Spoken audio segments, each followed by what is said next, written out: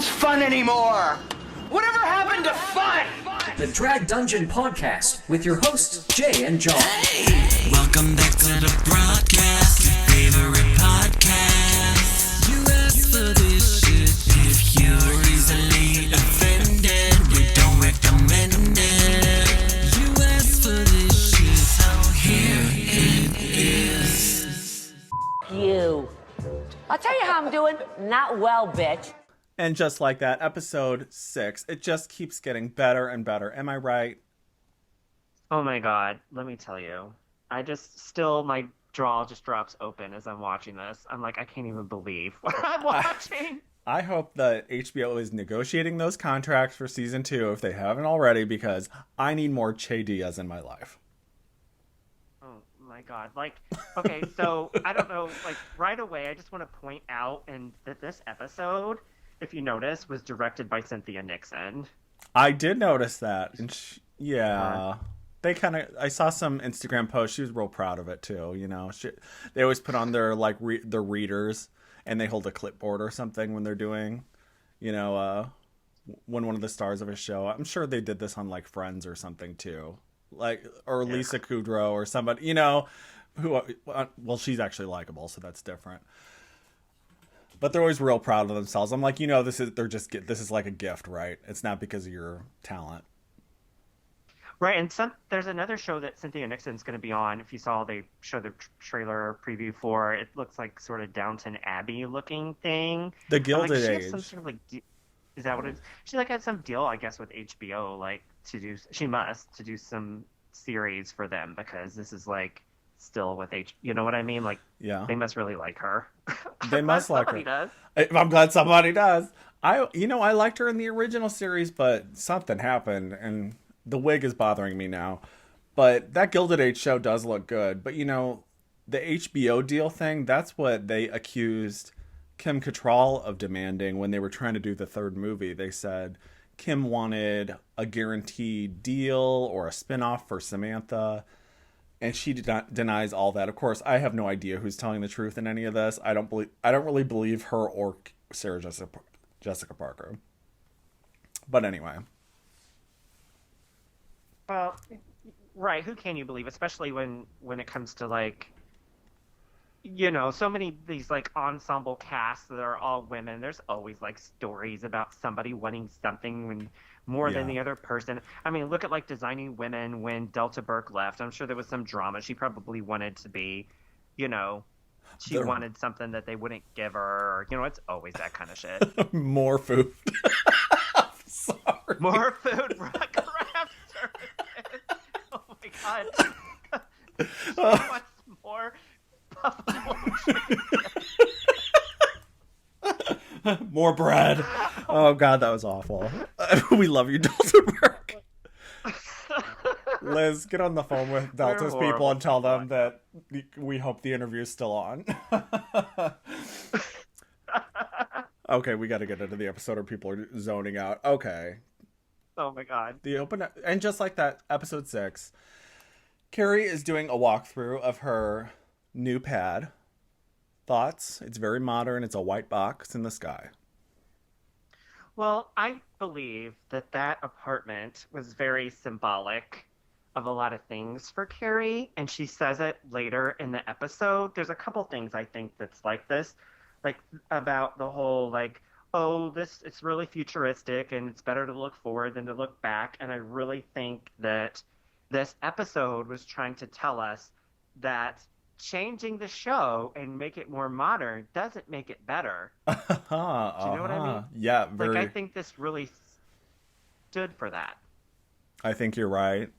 And not only that, but it was very obvious that she wasn't going to stay there. We weren't. First of all, I don't know if you remember Kim Cattrall's apartment in the Meatpacking District is where it was set, and it looked a lot like this back in the day. But maybe she moved into Samantha's old place. Wouldn't that be a great story? I don't understand why she has to move apartments in the first place. I hate the whole thing. No, I don't. Apartment's probably $10 million. Yeah. Yeah. Yeah, why would you want that? You're one person, you need to live in this like giant like garage with like all window. You know what I mean? Like this giant open space. Who would want I wouldn't want that. I like modern, but that's crazy. I like modern too, but not that sterile. Like seriously, like a hospital room. It's bizarre, but they wanted us to hate it, and we did, so it worked. That's fine. Because they wanted us to appreciate and love where Sex and the City was before. You know, that's the whole like thing with this episode, I feel like. And I think there was something about when she was, well, we'll get to it, when she was getting like the face lift thing that had to do with changing Carrie, but we'll get to that, you know, like them trying to convince us of something. Yeah. Okay, so then let me see, where she goes to lunch with the girls and tells them that she bought the apartment even though she hates it, right? Yeah. Yeah. And they're like, I don't know. They have nothing going on, so they're totally free for lunch. They're just waiting for Carrie's call at this point. They are. They're just waiting for her instructions. That's all they're doing. And again, we have to see Seema, who is kind of the Kim Cattrall replacement. It's feeling like, right? Because she's the and flashy rich one. I love her. She is a star. Like she is like totally steals the focus when she's on the screen. I think she needs a spinoff. Like I really do love her. I think she's gorgeous, and you know what I mean? Like yeah. I just think I just love her. She has the big dick energy that is missing from Kim Cattrall's character, from Samantha.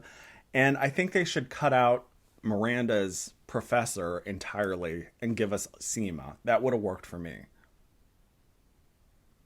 Yeah, I just think that I agree. She And definitely has the Kim Cattrall thing. And you love anybody that will like put Carrie in her place. You know what I mean? Like Carrie was like, I have these tampons that I stick on my back that are supposed to help my pain that fall off. And she's like, what's wrong with you? Go see this doctor, you stupid old bitch. You know, and then she calls her cousin or whatever, gets her in. She's like, we're going now. You know, I love that. It's just like bossy. Because you know Miranda and Charlotte are going to do shit like that. It's like, yes, I'll watch you pee. You know, fuck. Yeah, exactly. I think that's right. That's because that's what Samantha's role on the show was. She was the one that would cut straight through the bullshit and just say it like it is. And Carrie needs that because she's got two enablers. And they're like, I feel like they've all had lobotomies or something. Like something weird is going on. I don't know. And I really think that there's some bad acting going on here. I'm going to blank on a name right now. What's her name plays Charlotte? I just think her performance is just Kristen Davis, yeah. Kristen Davis. Like she's not even really trying. She's just like putting inflection into words on a page. Do you know what I mean? Like it's not like she's engaged in what she's doing. I don't know if maybe because she hasn't worked in a while. I really don't know. The shade. I don't understand either. I agree. I think she is a good actress, but I think she relied a lot on being just a cute girl. You know what I mean? That sounds like I'm taking away from her ability, and I'm really not. It's just it doesn't seem like she's putting forth the effort. To quote Violet Chachki, I'm disappointed she's not better. Thank you. Exactly. Exactly. Let me see. What comes after they go to the freaking lunch? I was going to mention about Seema. Seema is the one who I was texting you the other day about people that aren't smokers, casting actors that don't smoke in real life and having them smoke. She is so clearly not a smoker. She doesn't know how to hold a cigarette, and it really bothers me. I'm not a smoker either, by the way, and nor would I pretend to be one ever. Because it looks stupid. It's very distracting to me. And not only that, but the excessive chain smoking in vehicles, which is so trash. Nobody does that. Rich people and expensive cars, chain smoking. Are you serious? Right. Yeah. Like, I agree with that. I hate that. And I hate when people are drinking out of cups that are clearly empty. Yeah. I was telling you this. You know, I love Twin Peaks, the show David Lynch. It's one of my favorite shows of all time. And The Return, long story short, there's a character in there that's drinking out of a can at a bar. It is 100% empty. And she keeps drinking from it. Like, not just once, like she's Oh. she keeps drinking it, and it's clear it's empty. It like pisses me off every time. You know what? Or empty shopping bags, empty boxes. The physics of it are so, it takes you out of the moment. It is so, I don't know why. It's not like we're being bougie, like we're, you know, like, oh, we study theater. It's like, no, I'm really distracted by the fact that there's nothing in that fucking cup. Put some goddamn water in there. Put anything in there. Just something so, you know, and if you spill it, I mean, that's like great because that's what happens in life. Like, you know, it's like, it's that whole acting thing when you're like walking and like something breaks and you just pretend it didn't happen. Yeah. Versus, Yeah. oh, my heel broke. Or like whatever it is. It's like, why in life people pay attention to I don't understand the things. hassle of, what is it, too much trouble to pour some water in a cup or something like that? Like, I've told this story before on the podcast, Drag Dungeon, iTunes. When I was in an acting class and I had a scene where I was supposed to look at my watch and I didn't have a fucking watch. So I pretended because I hadn't thought it out. And I didn't think it was going to be a big deal. And the teacher screamed in the middle of this when I looked at my empty wrist and she goes, "Stop!" I mean, she chewed my ass. I was ready to I didn't know if I was going to cry or scream at her back, but I was so pissed. So never again after that. And we were definitely not allowed to drink out of an empty cup. Well, that's kind of crazy because sometimes, just now that we're on the topic, sometimes that does kind of happen, especially in acting class. Jesus. When I was in a directing class, I directed a scene, and I was very good at directing, by the way. Oh. It was a Harold Pinter scene. Anyway, someone had to walk in this room, and I'm like, why are they coming in this room? Like, there has to be a reason for them to show up. And they had to get, I said, well, no, it was, they could go to get a glass of water because it's nighttime. And they got up, they needed water. Anyway, I didn't have like a jug or anything. They had to kind of pretend. I mean, it was just an acting scene, directing scene. Yeah. But in acting class, fuck off. You're just, you know, pretend you have a watch. Who cares? But if you're on a television show, Exactly. such as, and just like that, you can't really pretend because people will not go along with that shit. Obviously, we've been talking about it for how long now? It clearly makes us mad. we're so triggered. Let's talk for an hour about the empty coffee cup. Okay. So Anthony calls Carrie in her place and he has a facelift consultation. This is so annoying. In her morgue. In her mausoleum. And he says, I mean, this is also wildly inappropriate and unrealistic that he and Stanford had his facelift consultation appointments. What? Yeah. Stanford didn't need that. Last I saw him, I mean... No, we did. Neither one of them did. No, absolutely not. And we've talked about this at length before too. Male facelifts just really do not turn out well most of the time. Not the full, the full snatch anyway. But Carrie's like, sure, I'll go. And you know what? I find it really weird how I'll bring this up later, but she keeps bringing up, she is playing the dead husband card at weird times. Like, does it matter or does it not matter? I'm sure it's touch and go, like, when you're grieving, a spouse or whatever, but she brings it out at weird times. Like, I guess it is very true to her character, very self-involved, very me at all times. So she and Anthony goes, because now he's the de facto gay best friends and Stanford's not there. It just makes sense. You just put another gay in there. So they go and the doctor comes in and sits down in front of Carrie. And it's Jonathan Groff, for Christ's sake. Who is he? Jonathan Groff. He just fucking shows up and you just like randomly, he's like, where's Waldo? Like, he just fucking, where is he? He's going to be on this page. I know it. Yeah, he was in on Glee. He was in that Looking show. And he did the voice of Kristoff, I think, on Frozen. Like, he's this gay guy, he's like one of those, like, he's like sort of attractive, but irritating at the same time because he was on Glee and kind of dating Rachel, who we hate. It's like... He played a high schooler 10 years ago? Yeah, well, all those people were like 40 that were on Glee. And now he's a plastic surgeon, wow. Now he's a plastic surgeon. Time has flown. Totally boring and pointless. Wow, that was weird. Yeah, he's one of those people that I'm like, I know I've seen you before, but where? Thank you for clearing that up for me.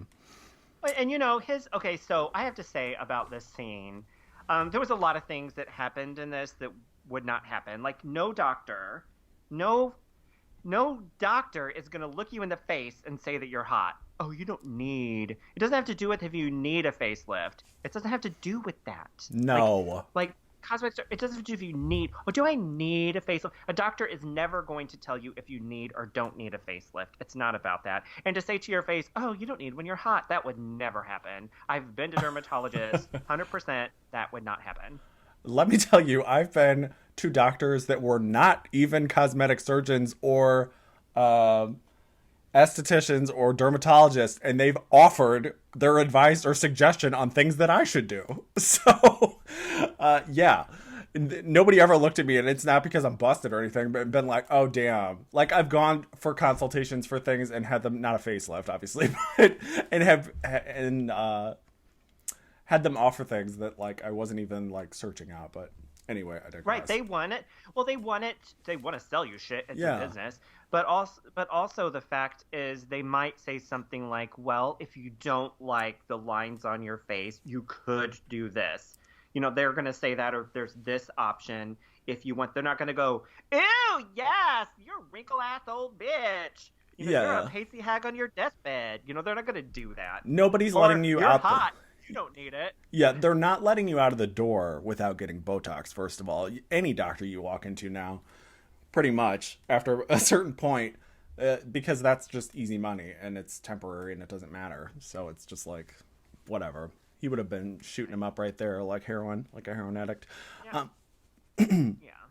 Carrie, I feel this is very un-Carrie-like, but I guess she's had some radical change now that Big's dead. She's like, well, what would you do with my face? So they pull up the digital version of her. Paper bag. Here's a paper bag. He's like, I'd put a saddle on you and ride you into the sunset, bitch. Have you considered wearing one of those rubber horse masks? Send you to the glue factory. Oh, wait. He pulls up one of those digital face things, and they, like, revert it back. It's kind of cute to, like, the original Sex and the City promotional picture of her. I'm telling you, there's, like, this whole thing with this episode about... You think that was Cynthia Nixon's part? She said, you know, it would be great. Let's turn back time, literally. Let's put an old 20-year-old promotional photo of Sir Well, Jessica. and you know, if she got shit done, she would not look like that. Hell no. Are you kidding? She looked like a Siamese cat or something. Like, it's never exactly what you used to look like. Never. You have those, like, sunken in eyes, like people that we love. Like, so this is not a criticism. There's people who have plastic surgery. We know who they are. We love them. It's fine, but don't try to lie to us. She would not look like she did 20 years ago. No. Okay. What happens next? What is Miranda's professor's name? I don't even know her name. Okay. Okay. Professor. Yeah, we'll call her Professor. This is so disrespectful. Ginger Marianne. I'm sorry, but it's her professor, and they like go for coffee, and all of a sudden Miranda has to hear about her fertility struggle. And I'm like, okay, you know what bugs me is every show about women, when there's criticism, they're like, they always do this to women. But then it's like, every show about women, we have to hit all these plot points, and a fertility struggle is always up in that mix. It's always in that bitch. Somebody's barren. So many series touch on that. That's why the writing is so lazy. And did you notice, like, that character and Seema's character are actually getting storylines? Did they have these kind of storylines before? I know they mentioned it, but I don't remember them, like, showing their lives. Like, you know, when Seema was talking to her dad, who was watching the game, and they start talking about, the shows that Netflix passed, and what, like, they didn't do this in other episodes, did they? Or did I miss that? I don't think so. But this is kind of what my early prediction was, which wasn't, that some big grand thing, but I think that they are trying to set this up to kind of hand the show off to new people. Yeah, totally. And maybe they did some before, but I didn't notice it as much as I did in this episode. It's getting more and more. And the scene where the professor and her musician husband or boyfriend are at dinner with the other couple, I was like, what show am I watching? Like, all of a sudden it really took me out of, I was like, this isn't bad. It's not necessarily bad. It's just like, and usually in every other scene, one of the main girls is there, so I'm still reminded that I'm watching Sex and the City, and all of a sudden I was like, what the fuck am I watching? I do not care about these people. Well, that's what I mean. Like, they had scenes of their lives that, like, they weren't there. Like, you're right, the main characters weren't there. It was something else. And it was kind of like those episodes, like, the Golden Girls, when they had their name, like, when they were doing the spinoff for Empty Nest, like, and then that one they tried to do at the very early on with the one neighbor. I don't remember any of their names, but you can tell they were trying to create a Oh, spinoff. yeah. Actually, that spinoff became Empty Nest. But there's always, like, these series back in the 80s, and maybe early 90s, mostly late 80s and stuff. They had that where you would have a whole episode of, like, a different people because they were trying to set up a spinoff. I feel like that was a less obnoxious thing, though. At least that was more straightforward. It was like a neighbor, and they were like, look, we're just trying to see if this can hold your attention. That episode of the Golden Girls doesn't necessarily bother me. This, I felt very irritated. I was like, why do I care if this woman can have a child? I know nothing about her. Whatever. Well, then also, the Golden Girls episode probably would have been possibly different for us if we saw that one first run, because neither one of us probably saw that first run. No. I might have, but I don't remember. So now we're watching this, and we can't bitch about Carrie if she's not on the screen. Exactly. Saying. Well, touche. Okay, at one point, I'm jumping around because I can never be totally linear with this, but Miranda is masturbating to her Che Diaz famous, now infamous, kitchen finger bang session at home in her bed in Brooklyn. But did you think it was weird that they didn't, like, even try to find something else to use other than her finger? I mean, there's a fridge in there. Couldn't they find something, like, in a pinch? Like a vegetable. cucumber? Yeah, something. Or a taquito or something? Like... A taquito. A frozen burrito. Frozen taquito? Get out of the freezer? Like, I think Miranda's a burrito, not a taquito. Oh, okay. All right, a burrito. What else could they have used? I don't know, a meat tenderizer. I don't know what. But the finger is a little bit like, I mean, was her nail sharp? I wonder. Like, I don't know. No, lesbians are very good about their manicures. Okay. I wish she would have used a butcher knife because it was so god awful. Butcher knife? Oh my god. It looked like, I'm never going to get tired of making fun of that scene. I mean, it was just, but then now, not only did we have to, and again, I'm wondering if this is Cynthia Nixon's doing, and the god-awful writers, but not only did we have to live through it the first time, but now we have a dream sequence scenario that looks like it was filmed in Carrie's new apartment, frankly. It's all in white, And Che Diaz, it's like a POV, like with Che Diaz blowing smoke on your face, saying, "Can I touch it? Can I put it inside you?" And it's just like, oh my god, this is the worst thing I have ever seen. This dream sequences, can I put it in? Ridiculous. It made me think of that Girls Will Be Girls. The movie Girls Will Be Girls. We talk about it. Where she's like dreaming about her abortion doctor, and like it's all like. You know what I mean? Like, it's all like he like spins around dancing towards her and stuff in this dream sequence, and then why couldn't one of these new characters have been an abortion doctor? Now that would have been compelling. Well, that, or what if they had like drag queens playing some of these characters?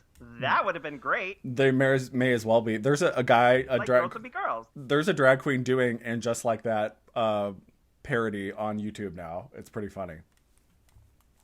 Oh, that is funny. But anyway, her son knocks on the door, and his son, I feel bad for her son because his only story is that, at least we've known him since she gave birth to him originally on the show. I mean, he could get a little more, but all he cares about is fucking his girlfriend, so whatever. Okay, they're in the park. Am I getting this right? They're in the park having a picnic, lunch, picturesque. Oh, yeah. Okay. Central Park. Mm-hmm.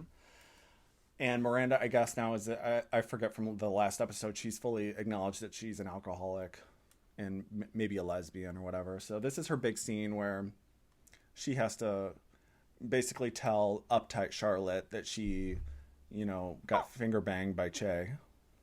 Why did she tell her? She knew she was not going to react well, but she told her anyways. Like, that's like me. I totally tell people stuff that I'm like, don't tell her, don't tell her. Like my mom, I'll tell my mom stuff, and I'm like telling myself inside my head, don't tell her, don't. And then I do, and I'm like, God damn it, why did I say that? I knew she wasn't going to react well. Why did Miranda do that? Why can't everybody react the way I want them to? Yes, thank you. I don't know. I mean, they started out talking about Carrie's facelift, and that was kind of the sub. That wasn't the main point here. It was about, but yeah, of course. So, and Charlotte freaks out. Now, normally it felt very like, expedited, this whole scene. Like they got through the argument very quickly, and Carrie's like, Samantha's gone, because Miranda gets up and storms off. Samantha's gone. Big's dead. That was real. This isn't. And I'm like, oh man. So nothing else matters now because your husband died, who's a piece of shit anyway?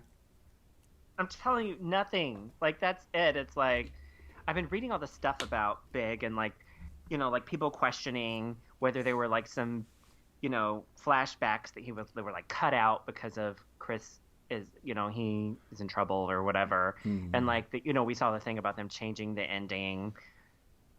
Thankfully, because it sounded awful anyway, if you don't know what we're talking about. It sounded like a lazy, stupid ending. Read it online about how supposedly at the end of this, Carrie was going to Paris and like spread Big's ashes or whatever. And like and dance with him at the Eiffel Tower. I mean, just fucking awful. And she was going to dump his ashes in, and like a skier is going to go right through his ashes and splash them back on her. No, I'm kidding. She's going to snort them and overdose in a club. Oh, sweet. Well, you saw that thing I sent you with the that you can like put your dead one's ashes in there. I get a text from Jay. What was it, last night or the night before?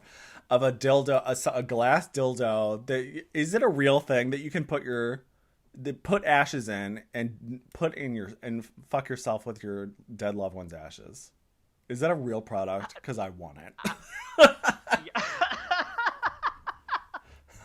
Grandma, hold on. We'll be together again soon. Oh my God. Put that in your will that must be what's done with your ashes. I love that. Okay, so. Classy.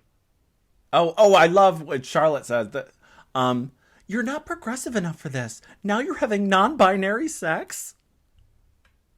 Non-binary sex? I don't even have anything to say about that. Like, I just can't. Oh boy, it's a lot. This whole scene is stupid.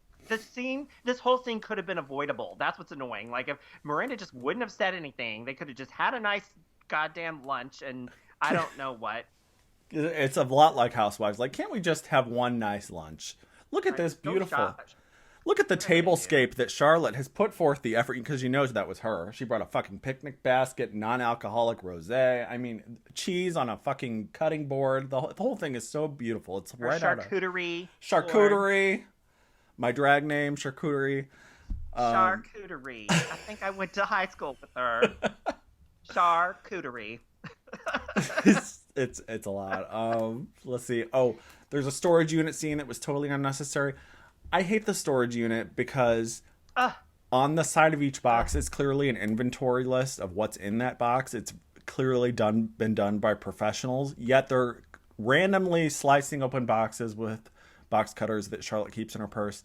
Want to be surprised by what's in there. And I'm like, there's a list right on the side. You can see it.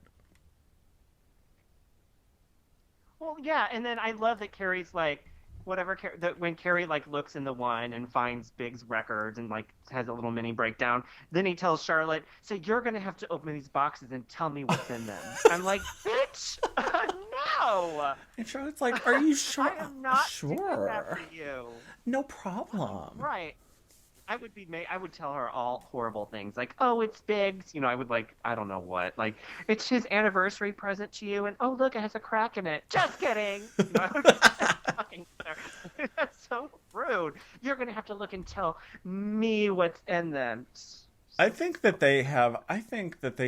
This is too much, because if you remember in the first movie when Carrie got stood up for her wedding and they flew to her honeymoon in Mexico and all the girls went with her, and while Carrie was having honestly more of a breakdown over that than Big's death, him leaving her at the altar or whatever, she was having her breakdown in her hotel room while Samantha was getting her apartment bought back, having all her shit put back in it. Miranda was paying her electric bill. Charlotte was, I don't know, picking up feminine hygiene products for her. I mean, they were totally rallying. They were rallying around her. And I'm like, at this point, how many of these big life crises involving this one guy am I supposed to be there for you? Oh, it's getting too real. Yeah, and Carrie totally, like, you know, they do all that for her, and then anyone else has a problem, and she acts totally annoyed with them for talking about it. Right. Like with, you know, Miranda the last episode, when she was, like, having a breakdown, Carrie's like, what's wrong with you? But then cut to what you just said, when she was, like, having a breakdown about the honeymoon, and they're, like, putting her life back together for her. What the hell? Like, Carrie, I just want, you know what? That would have been the better storyline for why Samantha left. You know what, Carrie? I'm just sick of your shit and your drama, to be honest. Right. If I were Kim Cattrall, I would have negotiated to come back for one episode, just like Chris Nove, and said, I just want to come in and say, Carrie, it's not about you anymore. I'm out.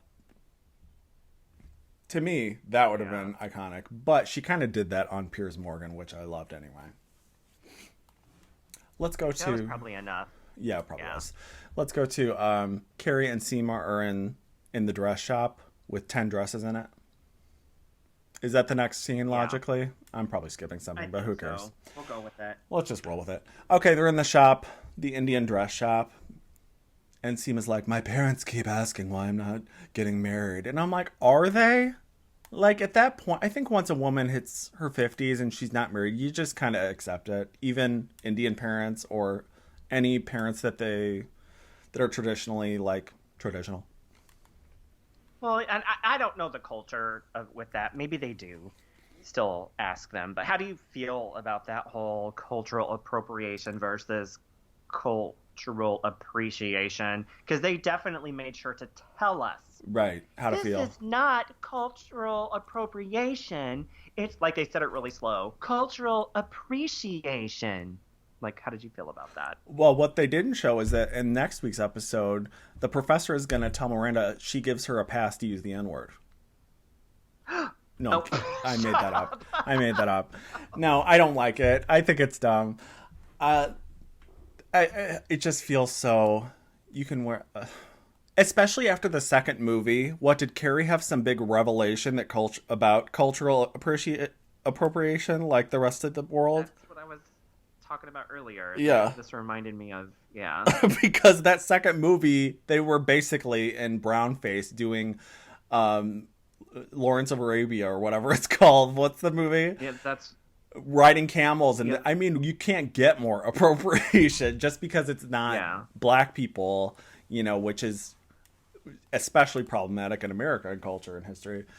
It's still, but whatever. So Seema's like, no, it's fine. You're coming to my house to meet my parents. So I think the bigger problem as far as the dress is concerned is that Carrie went to that party that Seema was having. Seema was the host, and she comes in dressed way more ostentatious than Seema. I would have been pissed. I'd be like, bitch, you come to my party, you know, looking like a parade float. Because she had all that shit. She looked amazing, but it was like so much, you know, going to that party, and Seema was dressed down. I'm like, what is this? I would kick her out of my party, bitch. How dare you show up to my party like this? Seema was in Lululemon, Abercrombie and Fitch, The Gap version of Asari.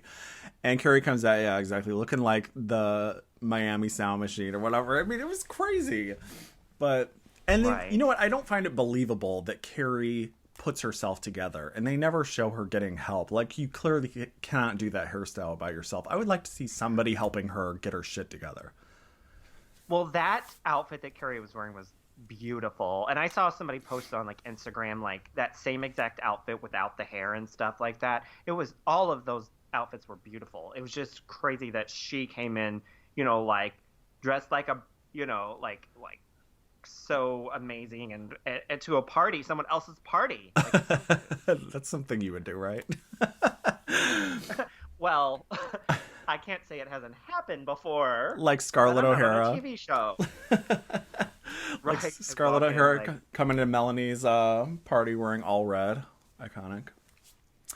But it's like the Schitt's Creek when Alexis wears basically a wedding dress to David's wedding. Oh, I love that. I do love that. My mom always called her friends who would wear like glitter like shirts. My mom hates glitter. Go figure. Of course, we're totally opposite in that regard. But like moms would come to parties wearing like glittery tops, and she called them glitter tits. Like the chicks who wanted attention. But anyway. Oh my god. So the party, let's just wrap this up. The party is boring. Seema's parents are asking Carrie, without Seema there, where is Seema? How is Seema's boyfriend? Because we haven't met him yet. It's an invisible boyfriend that Seema made up. And Carrie's like, oh, he's great, but Seema can do better. The whole thing is so unnecessary. Thoughts? I wish I knew where they were going with this stuff. Like are they giving Seema a spinoff? Like they're trying to build this character of her character, but I don't know. Like if they're not how many episodes are on this series? Do we know how many episodes there are? I'm guessing 10 or 12. 10 or 12. Probably 10. I mean, I guess there's time to build more on this character. I hope they're going somewhere with it. That's all I have to say. Don't put us through this for nothing. I know I don't want to do this. I don't want to play this game with her because we both like her. And, maybe her parents will just drop dead and we won't have to worry about it because that's mean to say. But, fingers and toes. Fingers and toes. Because I don't want to, we're already going through the IVF journey with the professor. And now this, I don't want to go on. I don't want to hear about her dry pussy, and I don't want to go through menopause with another one character on TV. I just don't. Okay, we went there with Blanche Devereaux. We've been there with Carrie and Samantha, and now all these bitches. I'm done. I feel like I've been through menopause. Well, I just want a great story. Like, I don't know. I've seen a lot of episodes where they're Indian families, and they talk about arranged marriages. They talk about tricking their parents, thinking they have boyfriends and stuff. I feel like I've seen this before. Yeah. It made me think of this show called...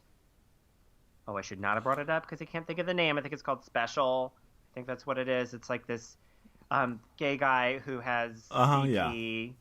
Yeah. I'm talking about his friend who I love her. She's so awesome. She had a situation. She's Indian with her parents and being unhappy or whatever that she doesn't have a man and all this stuff. I'm like, I've seen this before. No, so wait. I'm just This hoping was to get an interesting story. This was the plot of a movie from just a couple years ago with, I don't know who the guy is, the Indian guy, but he's in like the Marvel movies now.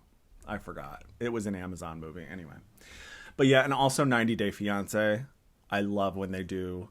There was an Indian guy that was trying to marry. It's always a fat white American bitch, and his family was like disgusted by her and like threatened to like kidnap him. It was great. But yeah. Oh my god. Yeah, we just need interesting stories. Like, I hope they're going somewhere. They don't waste her character. Like I said, I think she's a star.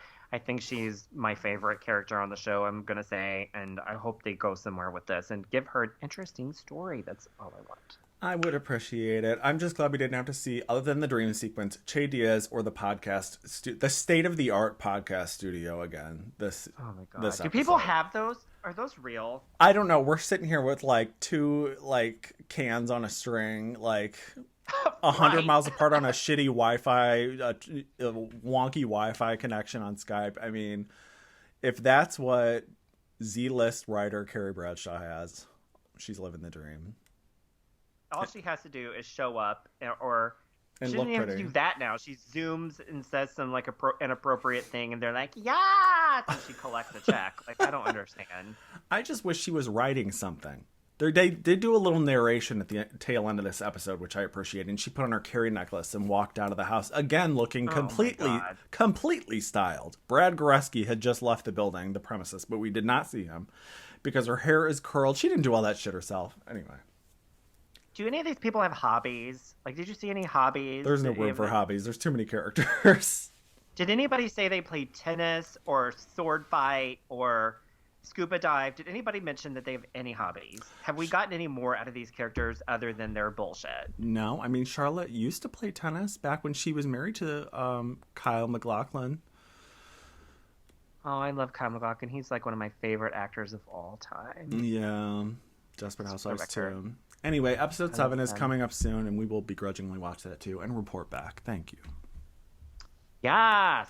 And please subscribe to Drag Dungeon on YouTube and the podcast on iTunes and where else? Spotify. And follow us on Instagram at Drag Dungeon. Thank you, and like and subscribe and all that shit. Thank you. Thanks for listening. Bye.